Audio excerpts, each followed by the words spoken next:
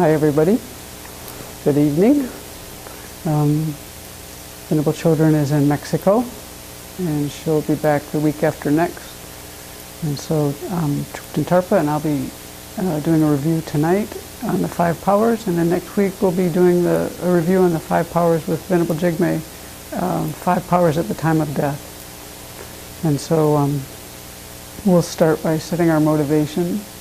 And so let's take some time to kind of think about how we want to steer our mind.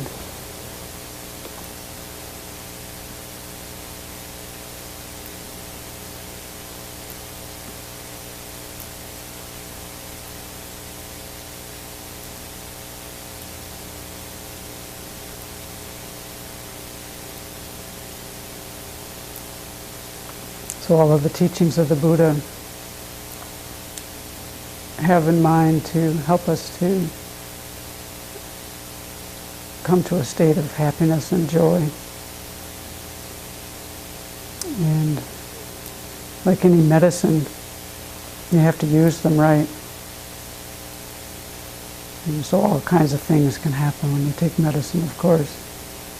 And you have to learn how it works with your body and whatever, in your mind and the whole being. And so the same is true in a way when you are practicing the Dharma. It takes some time to understand the teachings clearly and to really put them into practice. And the beautiful thing about the Buddha's teachings are that when you do that, they're infallible and they always lead you in a direction that's wholesome and positive, and actually even in the short term often feel quite powerfully pleasant. I guess this is the word I would use when you get to the other side of things. And so let's make our aspiration tonight and our motivation one of using the teachings in the way that the Buddha set them out for us, to become fully liberated from every suffering, to have a mind that's very peaceful and joyful, and one that genuinely cares for others and actually wishes to follow this path through whatever time, in whatever manner it takes to full enlightenment, where we actually have the potential with this precious human rebirth and our capacity as humans to actually develop our capacity endlessly. And we have that because we have a clear and knowing mind. We can learn how to go to the moon. We can learn calculus. We can learn how to make stain-free carpet. And we can learn how to practice the Dharma. And we can even learn how to use a computer. So we have a lot of capacity. So let's put that in a positive direction for the next hour.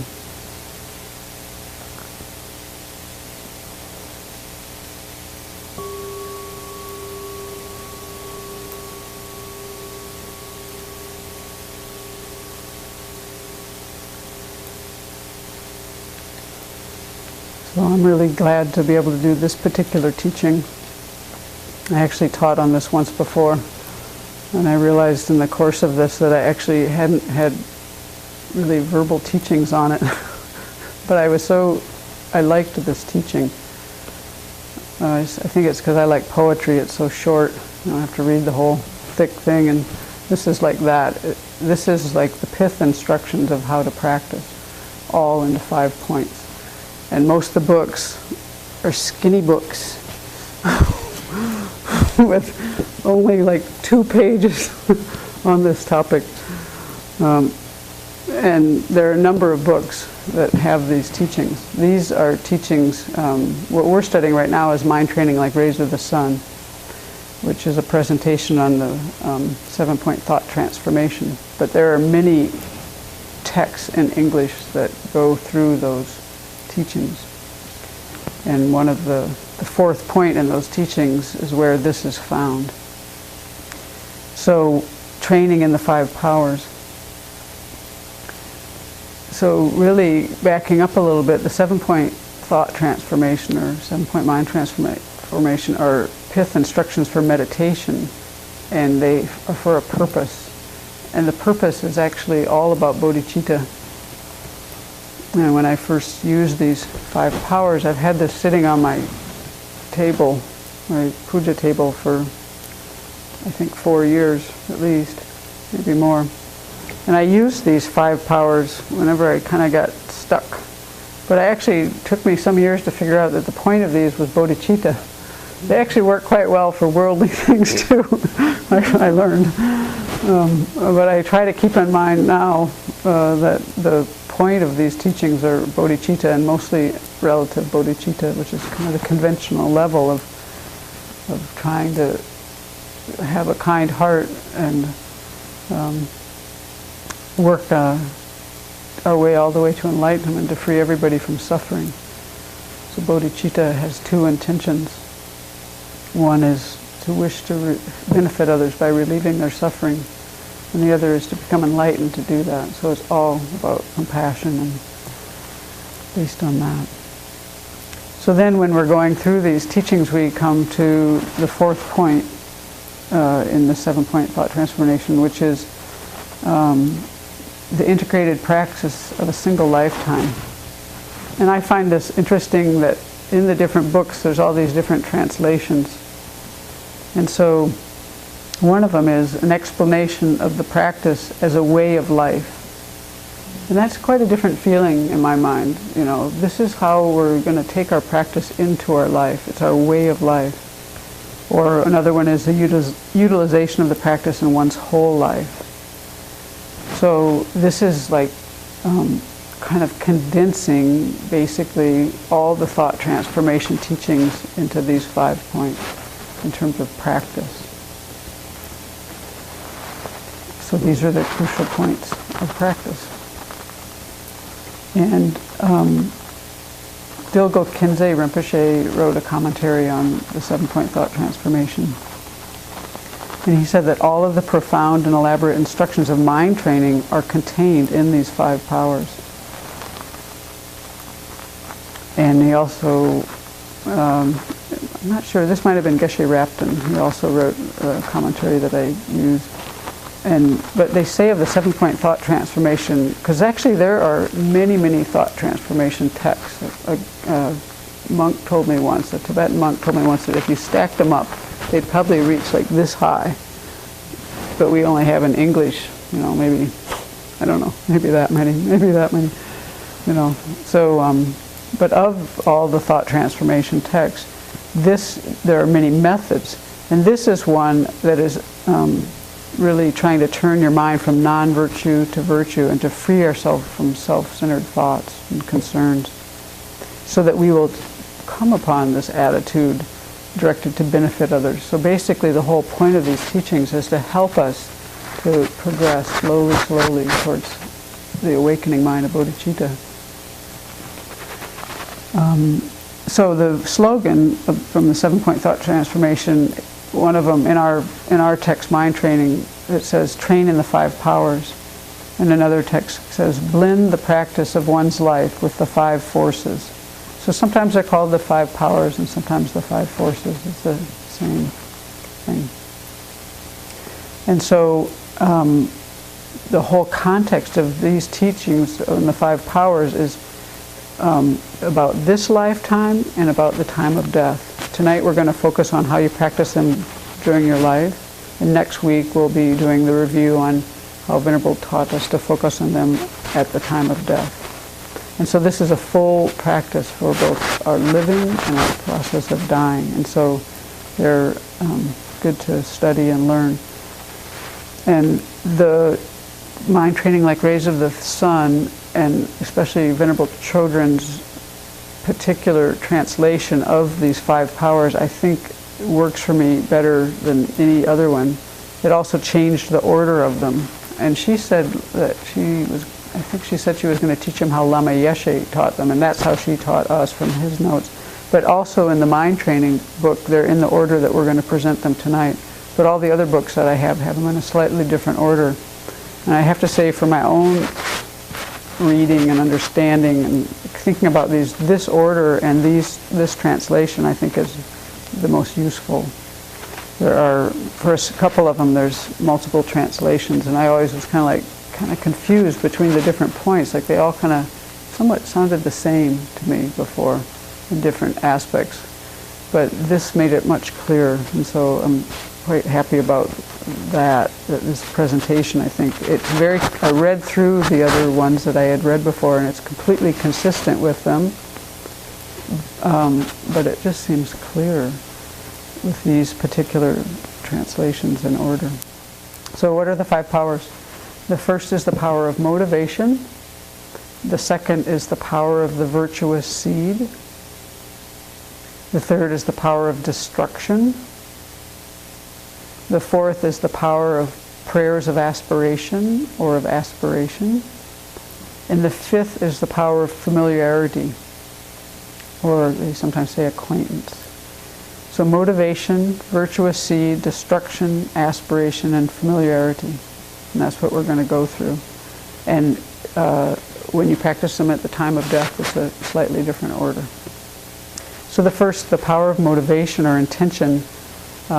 One text said that this is the most important, and I'd have to say of the 5, this is the one that Venerable spent the most time on. So in our root text, Nam Kapel says, we must set a strong determination thinking I shall not let the primary or secondary disturbing emotions which arise from the misconception of self dominate my activities of body and speech for even a moment, from now until I attain enlightenment, or any time in this life until I die, this year, this month, and today in particular. So what we're doing is we're just making this strong determination, kind of taking a big view of like my whole life, but then narrowing it down to this day. And what we're saying is that we're making this strong determination or motivation that I'm not going to let all the things that whack my mind out run the show. That's the first part of it. And so the primary disturbing emotions and the secondary disturbing emotions, when Venerable taught on this, we didn't go into them. But I'm just going to list them because I think they're very useful to look at. So the 6 root afflictions are desire, anger, pride, ignorance, doubt, and afflicted views. And you can read about these in Jeffrey Hopkins' book, Meditation on Emptiness, or Geshe Rapin's book, The Mind and Its Function. And it's really helpful to read about these. The second group is 20. Belligerence, resentment, concealment, spite, jealousy, miserliness, deceit, dissimulation, haughtiness, harmfulness, non-shame, non-embarrassment, lethargy, excitement, non-faith, laziness, non-consciousness, forgetfulness, non-introspection, and distraction. And Venerable said about this, you have all of these, including forgetfulness. But then when I read about forgetfulness, it was nothing like what I thought it was about. I mean, it was actually quite helpful. You know, it's what I find about looking at these definitions is like, I find it helpful to these are all mental factors. These are things that just come in the mind, and we have all of them. And it helps me to identify them. And then when you identify them, and with even the way they define them, it actually helps you to kind of move out of them as well. So especially, I was surprised the one on forgetfulness. It was nothing like what I thought it was going to be.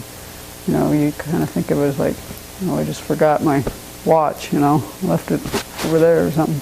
But it's not that. So I think, I'll let you leave the carrot hanging on that one.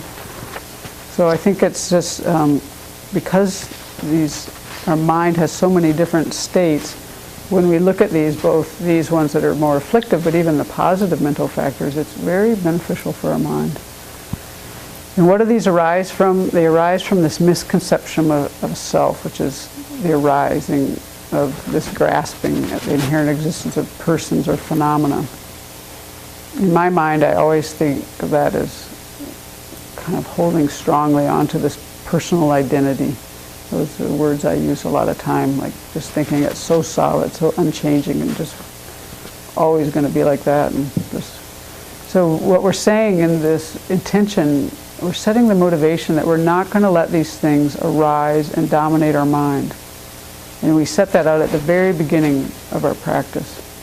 And Venerable went on to explain that we oftentimes don't do this, and I really connected with this, because I think I've sat here with her teaching going, yeah, that sounds good, that sounds good.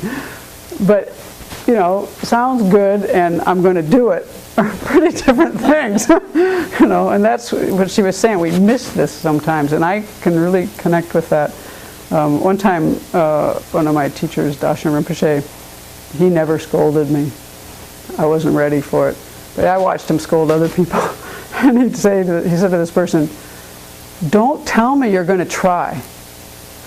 Don't tell me you're going to try." And I was like, what's that about? And I realized when I was doing this, that's what he was saying. Just say you're going to do it. Don't tell me you're going to try. Just do it. You know, and this is the thing about, like, you know, kind of like, I'll try. It's kind of like, sounds good. Maybe someday I'll get around to that. You know, that's not the kind of, we need to have a strong motivation, because the motivation is what steers our mind. And then when we have a strong motivation and intention, it's more likely that we'll carry through with things. And when we don't have it, things just kind of go by the wayside. So she gave some examples like that one, and also she said, well, this is why we have a daily practice, you know, and this is, in order to have a daily practice, you have to, you know, intend to have one, or you aren't, it's just not going to appear, you know. So you have to set up the circumstances to make that happen. Another example she gave is, this is why we take precepts. And she used the process of taking precepts. See, it's not just like the saying the word, it's the whole process. And you notice that when you decide to take precepts, it's the process of, like, really looking at the teachings, looking at your mind, looking at your life and your experience, and, like, deciding that, wow, these, you know, this is a direction I want to go, and these are things that aren't helping me and I don't want to do. And you really, in the best circumstances, and this is what many people have experienced, is you get to a place of a lot of clarity when you make that decision, and then you go through this ceremony that kind of just is like crystallizing this clarity that you have in your own mind. And then you can rely on that. Every time Venerable gives the refuge that I've heard, she always kind of points this out, you know. You have this clarity, you're making these decisions, you're making these intentions of how you want to live, and you're not going to, of course, have that mind every moment, but you want to remember that. So when things are going haywire, you can remember back to the clarity that you had, and it's very helpful. I find that particularly helpful. Because then your mind is clear, and you're seeing, you know, these are things I don't want to do. They're harming myself, they're harming others. And so you take precepts to help to guide you. And then she talked a lot about that when we set our motivation, it has to be, how do you say it? It has all to do with wisdom. It's easy for us to kind of like take these things as like laws, and I should do this, and all that kind of like imposed, almost externally imposed, and getting ourselves into states of mind of guilt or self-reproach and things like that. But that's not going to work very well. You know, you can just see it when you train children and dogs and things. You know, I mean, maybe in the very short term it does something, but you know, in the long term, and we're in it for the long haul here, we need to develop our wisdom and do these things from a place of understanding. So this is why we think about the four thoughts that turn the mind to the Dharma, essentially, which is thinking about our precious human life, and thinking about impermanence in the context of our precious human life, thinking about death and impermanence in the context of the situation that we have. If you didn't realize that you had a good situation of this Buddha potential and a mind that's clear and knowing, that has unlimited capacity for virtue and virtuous qualities, and you just think about impermanence and death, I don't know if that would work for me. Because where is the container that you're looking at through? I mean, I think that you have to combine those. They're always taught together. And I think that's for a reason, because the purpose of thinking about impermanence either is to help you to move away from attachment, because you see the miseries of cyclic existence and how attachment leads you to misery. You see how all these things make you create negative karma, and you see that you have this precious human life that you're just kind of like, like not utilizing. And so I think how we think about impermanence is, I don't see it as a standalone teaching, I guess. I think it's in context of trying to make our mind move to a place that's wholesome. Because otherwise I could just get freaked out. Nothing is stable. I already know that. I don't need to. Like the Venerable always laughs, we don't need the Buddha to tell us about the first, two noble truths only. We already know a little bit about suffering. It's, getting to the other two. So anyway, then she spent a lot of time, in another example, because, everything we do, every mind state that we have has omnipresent mental factors, and one of them is motivation. So everything we do involves motivation. So she could have talked endlessly about this, but she just picked out a few things. And the other one was when we first wake up in the morning, to set our motivation at the start of the day. So for three things. The first thing is, I'm not going to harm. The second thing is, I'm going to benefit others to the best of my ability. And the third is, I'm going to keep my mind moving toward, in my life, moving towards and connected with the idea of bodhicitta. So the first one is where I spend most of my time, thinking about not harming. And so in the Buddhist worldview, one way to look at that is it's all going to come back on you. And it can come upon you in ways of lower realms if you can wrap your mind around rebirth.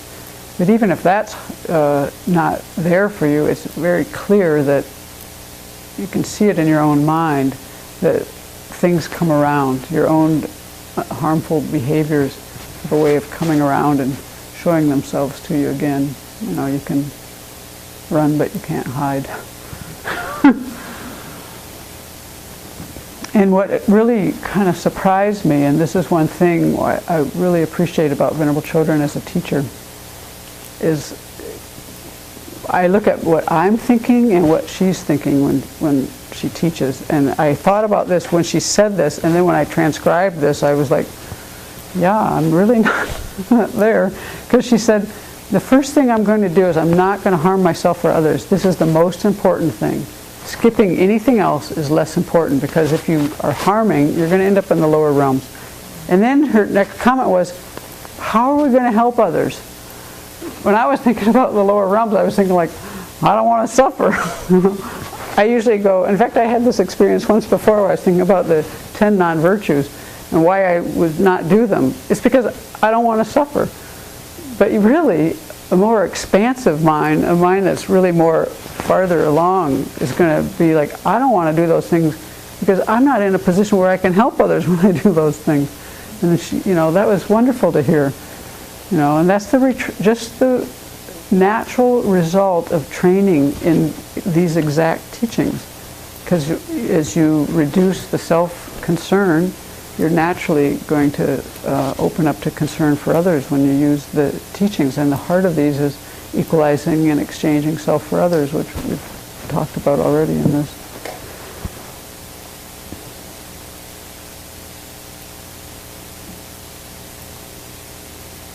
So another thing she talked about was what happens if we don't wake up and do that in the morning, and we just turn on the computer or turn on the TV you know. And then a person who was here when she gave this teaching said he had heard these teachings for like 6 years when he went on retreat, and he had never actually done that.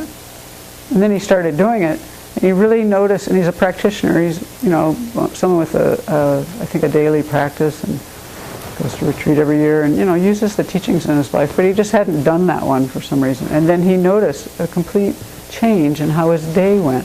He kind of would lay there in bed, you know, you don't even have to get out of bed. I love that. And you know, and he would think about his day and the people he was going to meet, and he would set his motivation, knowing that he was going to have challenges come up. And I think we kind of put on that armor-like joyous effort, the one that like knows we're in samsara, things are going to happen, and you know, just like I'm just going to prepare myself, you know, like I'm going to keep this mind, a positive mind, in whatever way, you know, whatever teaching you use to do that. And he found that very helpful. Then the text goes on and says, similarly, make a strong resolve thinking, I will become familiar with and never be separated from the awakening mind until I have attained the highest enlightenment, and so forth. And today in particular, I shall not be parted from it. So then Venerable asks, where does your mind go when you're separated from bodhicitta? And for me, I can't use the word bodhicitta so much, because it's like too conceptual for me. So I kind of have to think about really what bodhicitta means in a more of a feeling way when I ask myself this. And so, you know, so I might ask myself more like, if I wasn't kind, if I didn't try even to be kind, if I just like completely spent my day like with I, me, my, and mine, where would my mind go? You know, if I wasn't trying to turn my concern to others, or at least non-harm, where would my mind go? So, you know, that's the thing to sit on the cushion with and just ask yourself. I mean, I can tell you what she said, but the point is to take these things to the cushion and ask yourself these questions and spend some time with them. But afflictions seem to have a way of showing up. And when your mind is afflicted, then you do actions, and those actions are karmas, and then these things lead to kind of unwholesome results in suffering. And then she talked a lot about criticism, which is, I think, quite an interesting thing to think about in this context. So I realized when I was studying this that I don't know of the little I know of other religious faiths. I would say probably all religious faiths would agree on this point, that people, whatever anyone says to us, if they criticize us or anything like that, that's not going to really affect us that much as what our internal, what we do with it internally. So like what she said is, somebody can say to you, go to hell. But nobody can send you to the hell realms but yourself. It's only your own mind. Think about that. There's nothing anyone can do to you that will put you in that kind of a bad circumstance. There's nothing anyone externally can do to you. It's all how you take it in, what you do with it. And I think a Christian would say the same thing, you know. And I don't know much about other religions, but so we don't have to, we can put criticism in a little bigger perspective.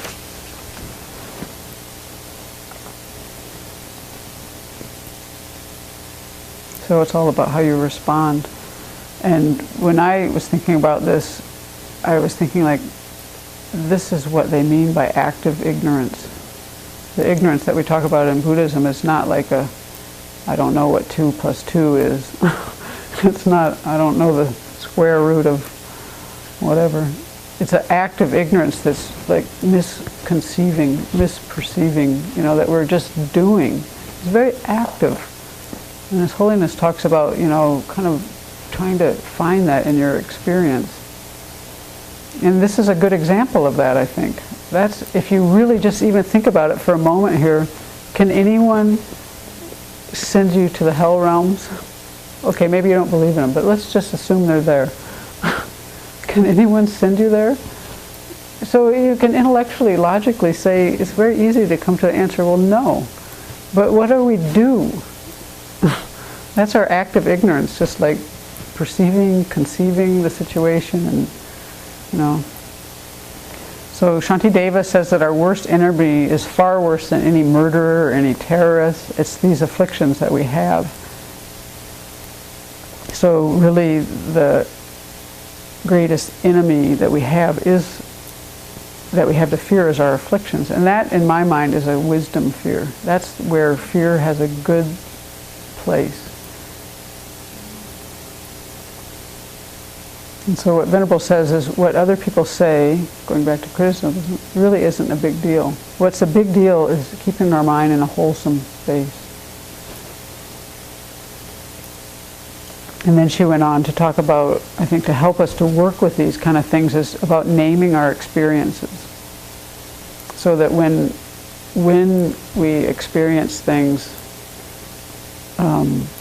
and we're sitting in the hall doing meditation, and maybe even not, but I think if you really want to really look at some of these things, that's going to be a better place.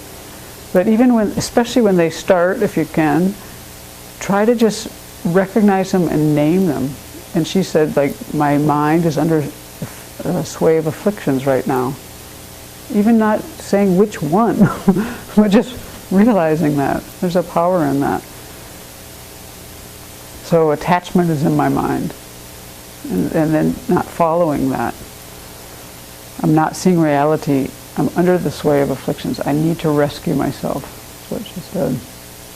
And so I think there's the more that we can use our kind of ability to discriminate and then identify these things, which is why I think it's nice and helpful to read about the mental factors, both the wholesome and the unwholesome ones. Then we can kind of start to see what are our patterns and what are we doing, and then the teachings will just tell you, you know, as you keep reading about them, they'll lead you right out of all of them.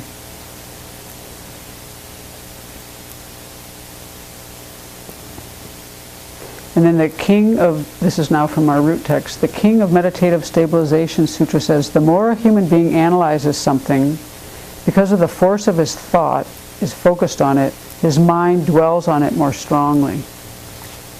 And so this is basically talking about why motivation works. When we make a strong motivation to do something, well, actually, when we really have it strongly, we'll bring it up repeatedly in our mind, even if it's an unwholesome motivation. You know, something, any motivation we have that's strong, it will come up repeatedly in the mind. And if we enhance that, then the mind will keep focusing on it, and then the mind will dwell on that. And then that kind of stays with us. And we can use that aspect of the mind to use motivation to help to steer our lives, so that then when we kind of forget, I think this is the way they mean that mental factor, actually. Forget, the way they talked about it, to me, kind of seemed like unmindful, in the sense of you've forgotten what you wanted to keep in mind, like something wholesome you want to keep in mind, something that you've set a motivation for. Even when that slips away, if you have a really strong motivation, you'll tend to recognize things sooner and get yourself back on track.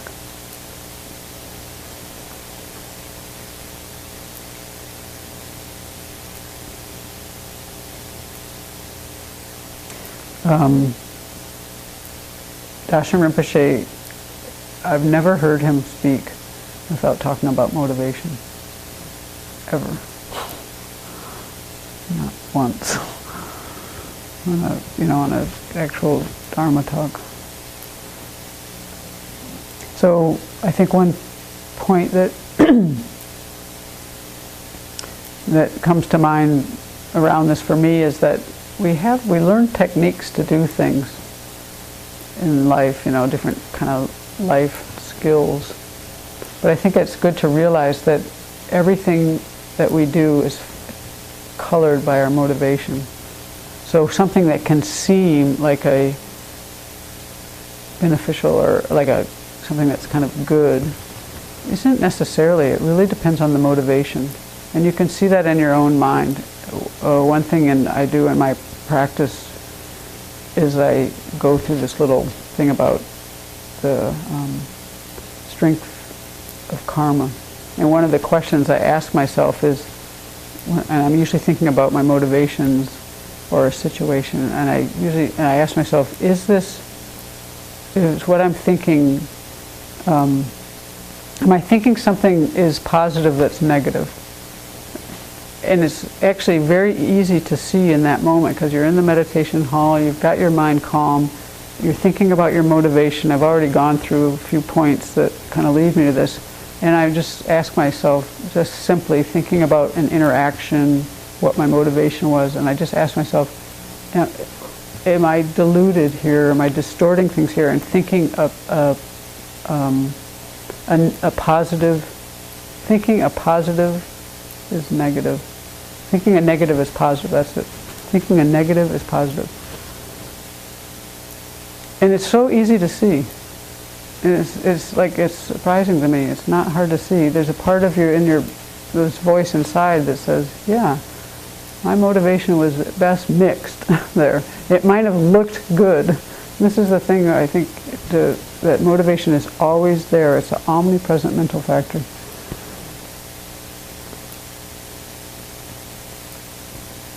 So,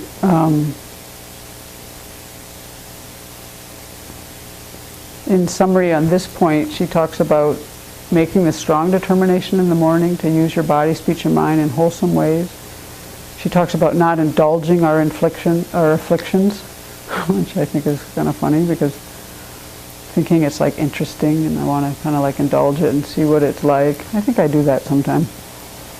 Or how it works, I'm going to observe and analyze, but I can't really control it. It'd be better to catch it earlier, and I've decided she had a point of saying that. I've certainly done that. I don't think I did it quite so consciously, but I don't see that worked too well, so I think she had a good point there. Making a strong determination to let the Dharma be what is like our foremost in our mind, rather than our personal needs, our self-concern, not our self all the time. Trying to realign our life with our values, our principles. And in that context, she talked about things like making decisions about what kind of jobs we're in and things like that.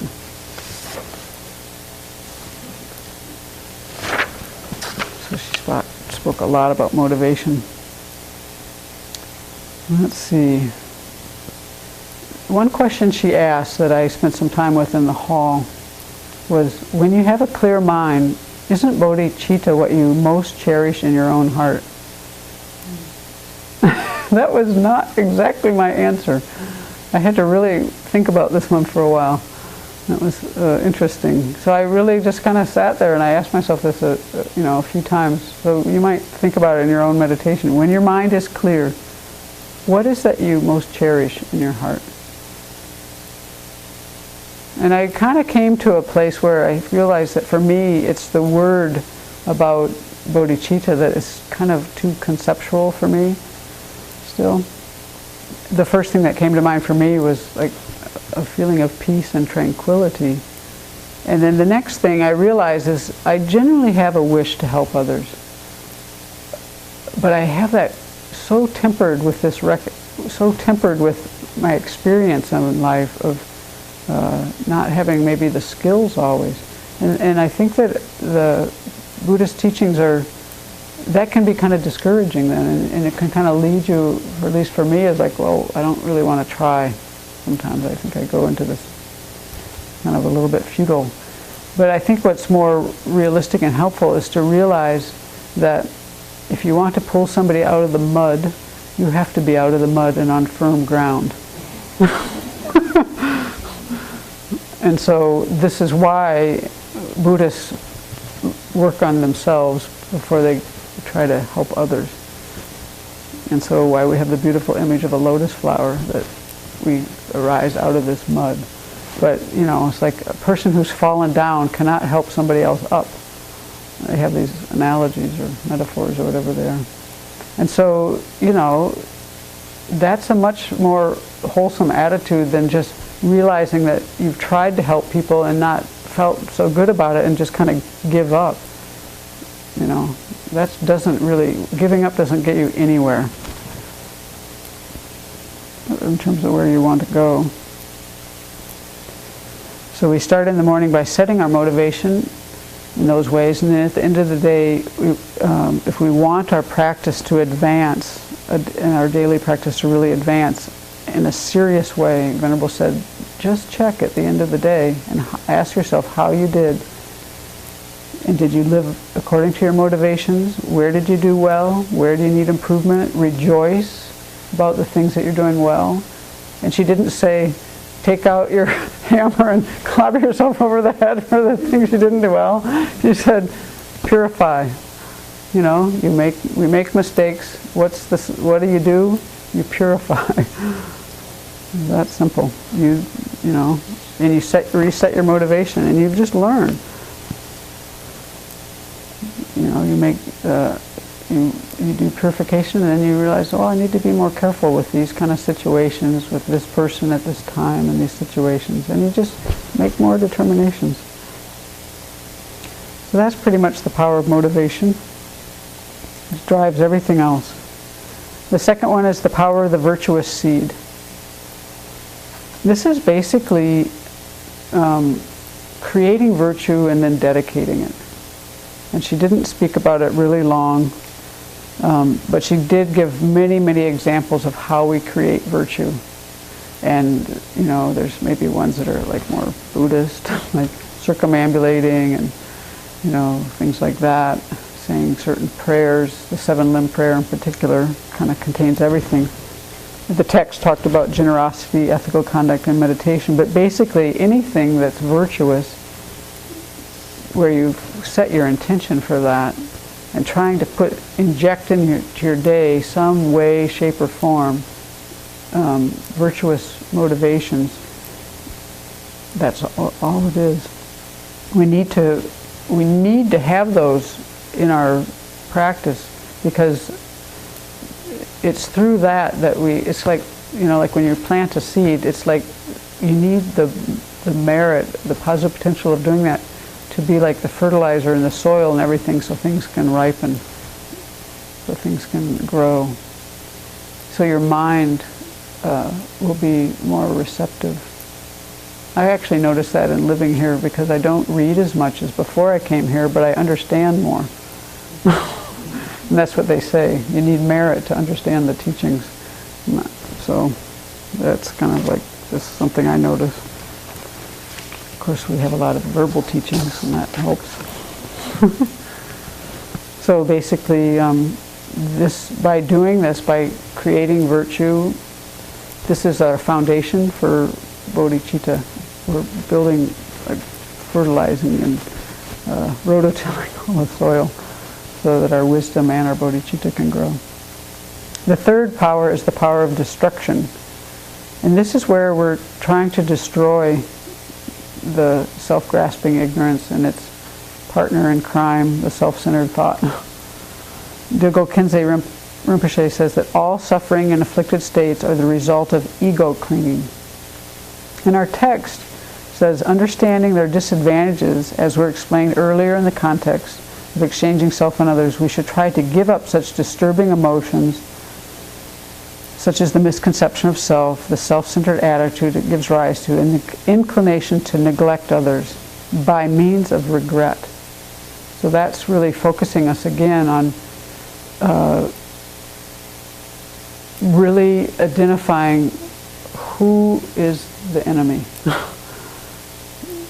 You know, where do we need to put our attention, and what do we need to do? It's quite clear.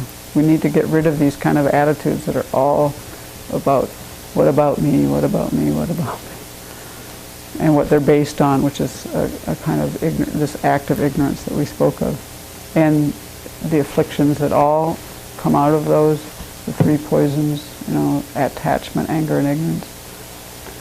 And then this inclination to neglect others, which, you know, these are the kind of things that we don't really like to look at so much, oftentimes.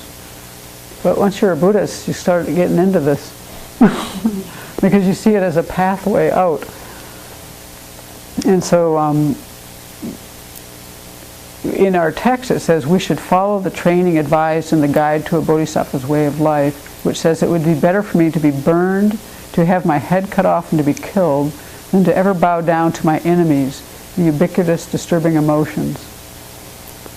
So for me, lately, what I'm really enjoying, I don't know about the being killed and decapitated part. I understand his point, but what I'm using more is this winter we're doing a Tara retreat, and Venerable wrote a book called Tara the Liberator, and in there she has this chapter on the 8 fears or 8 dangers. Those verses are so amazing, and I brought these to share because this is the way I find my way out of my disturbing attitudes. So think of a moment where you've ever felt kind of proud. We all have it. Here's what the danger of that. Dwelling in the mountains of wrong views of selfhood, puffed up with holding itself superior, it claws other beings with contempt. The line of pride. Please protect us from this danger. And when you look at your own experience, you can see that in there in one way, shape, or form. When you have pride, there's a part of your mind, whether you're out there like clawing others, there is that in your mind. You're causing, it's harmful. It's harmful to yourself, it's harmful to others, and it's all based on this sense of I that's inflated. So there's 8 of these. Another one that I like a lot has to do with doubt. Roaming in the space of darkest confusion, tormenting those who strive for ultimate aims, it is viciously lethal to liberation. The carnivorous demon of doubt, please protect us from this danger. That pretty much is the internal experience. Darkest confusion, tormented, very lethal to liberation. You can't even get your mind to go. It's like all, so anyway. So there's teachings that help us out of this quagmire. This is serious business. Those Venerables' words. I don't know about the hell realms, but I find those things to be pretty serious business. So when we spend time and meditate like this, this is how we build up our inner strength and our conviction. And this is the advantage. This is why it's helpful to look at the advantages and disadvantages of our behaviors, of the teachings, everything, because it helps us to see really what's going on and what direction we want to go in. So, aspiration. One of the things about aspiration, when you read the definition of it, is that aspiration is what kind of makes us take an interest in things, and we get we involve ourselves with things then when we aspire to something. And because of that, that is the basis for enthusiasm or effort. So this is why the power of aspiration is so great, because unless anything we're going to accomplish takes effort. Every single one of the anything you do is going to take effort. All of the 6 perfections require effort. Anything that we do requires some kind of effort. So if you want to have that come about naturally, all you have to do is, set your aspiration. And the way to do that is to back up and appreciate things. Because appreciation, you look at things, you look at the value of them, and this is kind of like looking at the advantages and disadvantages.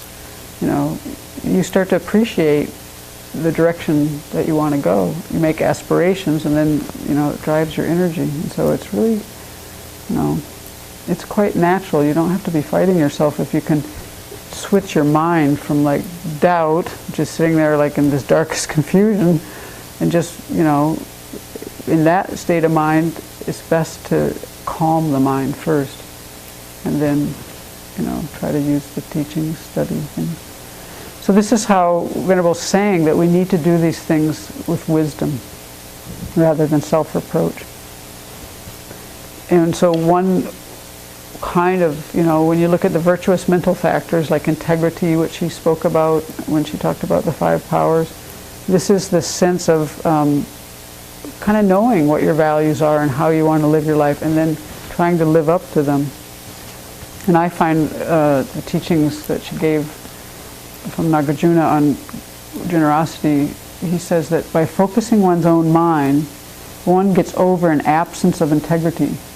So this is this thing, it's almost like by holding in mind and focusing your mind on what you want to be doing, you will naturally get over any absence of integrity, because you know what you want to do, you know what your values are, and then you're focusing on it. And then she talked later about consideration for others, and in these same verses, Nagarjuna says, by becoming aware of another's good qualities, one gets rid of an absence of consideration for others. So if you're finding yourself being inconsiderate, look at the other person's good qualities, and then your mind will naturally go there. You don't have to force yourself so much. That's the beauty of these teachings about the mind and the mental factors, so that we can put our mind on those things, make them more prominent, and we can use those kind of things to destroy the self-centered thought that is so sneaky and can take anything and use it to its advantage. And this is why Venerable said again and again in these teachings that we have to do this before these states are full-blown, which is why naming and learning and identifying them is helpful, and practicing on the cushion when you have a clear mind these exact things, so that you have some proficiency. One time I played in a tennis match. I was just learning to play tennis, and I had a really bad serve, and somebody taught me how to serve correctly. So I had, at that point, no serve, because I was in between, right? And no practice and no serve. And I went on this court with this person who had gotten by. I had gotten some byes. I didn't play the first two, and somebody didn't show up. I ended up playing the person who won the whole tournament. And the whole time, I never hit one ball. Whenever she served, I never hit one. And when I served, I didn't have a serve yet. This is what happens when you don't have enough practice. And you get in a situation that is too strong. This is what we have to recognize, and what she was talking about our Dharma practice. You can't put yourself in one of your worst afflictions, and where you're just going to get completely blown off the court. I took that pretty well. I was only in 9th grade. I didn't really care. I was a little oh, that wasn't so great. But I stayed on the court the whole time. 6-0, 6-0. So, but it's the same. It's the complete same analogy. Venerable talked about when you're learning how to drive, you go in the parking lot first. You learn where the stuff is before you go on the freeway. So this is the thing about destroying these things and using our practice to do that, and building up the actual abilities. So then the fourth point was the power of aspiration, which we've kind of talked about tonight in the context of the other ones. The difference between this and the first one is actually really where you're setting your motivation, and now in that power of aspiration, it's really more a blend of making a determination and aspiring, and in here it has the sense of, even you might, they use prayers of aspiration, because in our practices oftentimes we make requests for inspiration. But the whole point that she made about this is that we're not asking the Buddha to come and fix anything. We're actually talking to ourselves. And even though many of these prayers are requested, I'm requesting this and that, they even say that. In our mind, we have to translate that, because the context of how this is understood is that you're saying to yourself, you could even reword these things, may I have a happy mind, may I treat others with kindness, whatever it is. What direction do you want your mind to go in? You make the aspiration, as we were talking about earlier. And so you take, in this, the verses on this, the verses are, we should make great prayers and aspirations that by the force of mundane and supermundane merit in general, and especially our own merit created by body, speech, and mind throughout the 3 times, all sentient beings in general and ourselves in particular may generate the awakening mind that they have not generated, and that may abide and thrive in those who have. So basically we're taking everyone's merit, holy beings, ordinary beings, from the past, present, and future, and we're dedicating that and putting that all out there, making prayers and aspirations that the awakening mind will become generated in those who it hasn't, and then stay firm and grow.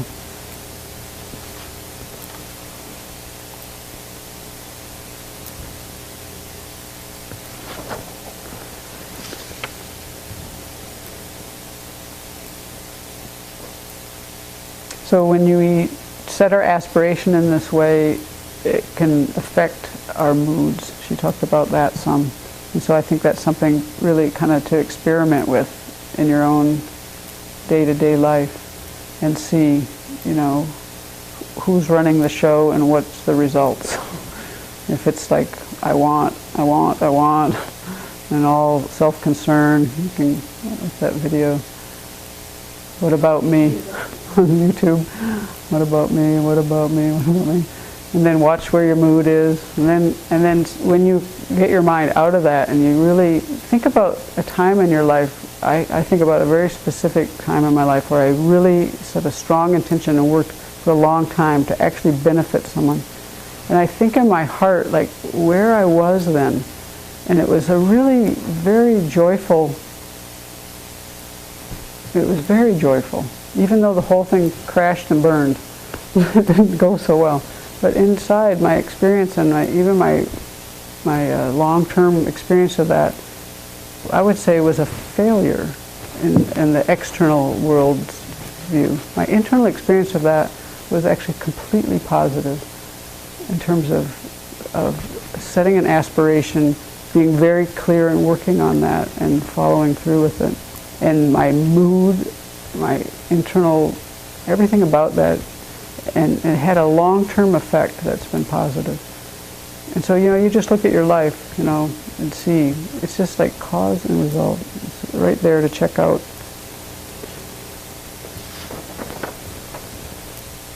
And so in this power, we also want to then, so we create the merit, and then we want to dedicate it. We want to steer it to a positive thing like our future lives, so that we'll always be, always meet the mind training teachings and always meet teachings about the awakening mind of bodhicitta. The last one is the power of familiarity. So the text says, we should familiarize ourselves at all times and in all circumstances solely with the actual meditation as they were explained. So what Venerable basically spent her time talking on this was, well, the meaning of this verse is that this is all about equalizing and exchanging self for others. And they're saying this is kind of like what it all comes down to in terms of the work of bodhicitta, I guess you would say. You know, recognizing that everyone wants to be happy, no one wants to suffer, and then taking your self-centered thought and just smashing it out and developing yourself to a place where you can have the qualities to actually benefit others. And so the techniques we've already gone through in this series of talks, but we haven't got those things stable in our mind. I mean, I actually personally haven't even, I'm doing that meditation some, but it hasn't quite clicked. I feel like I have a lot of ways to go with that. I have a lot of work to do, I think, to make that practice even, I don't even know. I feel like I'm in kindergarten, let's put it like that. Even though the first time I ever did that, it was quite a powerful experience. So that was interesting.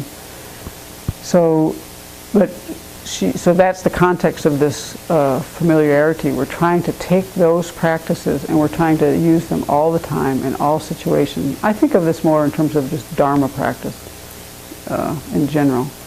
So whether we're here, where the conditions are conducive, whether we're not here, whether we're on retreat or not, whether we're at work, wherever we are.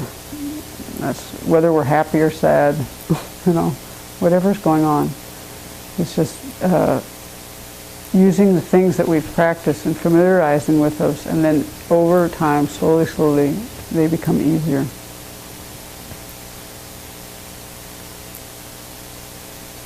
And what Venerable talked about, this is what she sees as the value of the practices where she's made commitments to her teachers. Even though sometimes, you do these things every day, and sometimes you're, pretty tired, and she travels all kinds of weird hours too. And so some of those sessions are pretty, she's told me before, I'm just mumbling, I'm just mumbling my mantra. She makes a joke about that. She said that to me, I think 4 times now over the few years. But what she says about keeping these commitments is it has an impact on her mind. This is the thing of maybe that session wasn't so good, but you combine that with the years of ones before that, these things have a dramatic impact. And that's how you get someplace. So, in this closing up, there's a few verses that I think are worth sharing, and then we'll stop. In the Guide to the Bodhisattva's Way of Life, it says, the childish work for their own benefit, the Buddhas work for the welfare of others. Just look at the difference between them. So this comes from just sticking with the path, learning how to practice. And then I really enjoyed the very last quote, which was Geshe Chekawa. The great Geshe Chekawa said, this mind that is full of faults has one great quality. It does what it's taught.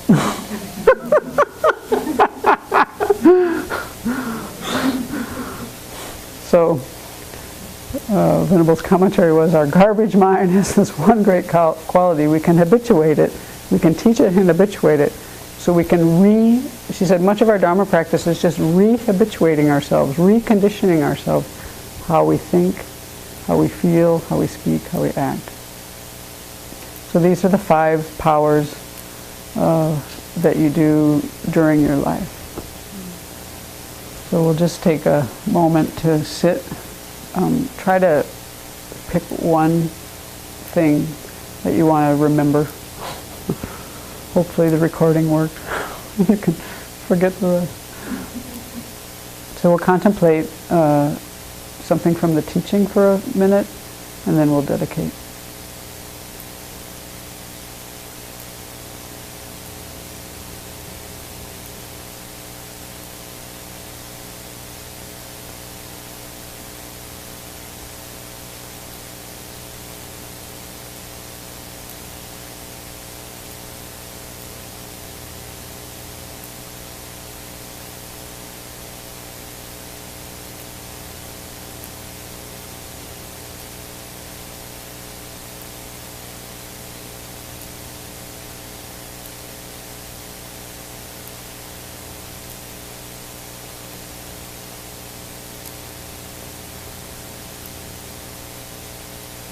So by way of dedication, this being Thanksgiving, I'll speak for everyone at the Abbey, if you don't mind.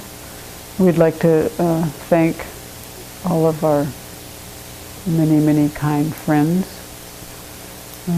here, and who live from here to all the way across the earth, actually, who make it possible for us to live here and to support our teacher, try to support the Dharma, try to grow our practices,